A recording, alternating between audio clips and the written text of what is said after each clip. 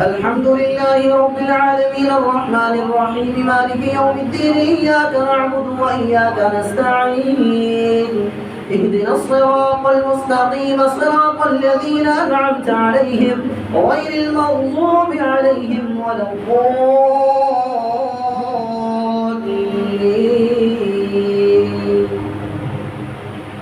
يا بني إسرائيل اذكروا نعمتي التي أنعمت عليكم وأوفوا بعهدي أوف بعهدكم وإياي فارهبون وآمنوا بما أنزلت مصدقا لما معكم ولا تكونوا أول كافر به ولا تشتروا بآياتي ثمنا قليلا وإياي فاتقون ولا تلبسوا الحق بالباطل وتكتموا الحق وأنتم تعلمون وأقيموا الصلاة وآتوا الزكاة واركعوا مع الراكعين أتأمرون الناس بالبر وتنسون أنفسكم وأنتم تتلون الكتاب أفلا تعقلون واستعينوا بالصبر والصلاة وإنها لكبيرة إلا على الخاشعين الذين يظنون أنهم ملاقو ربهم وأنهم إليه راجعون.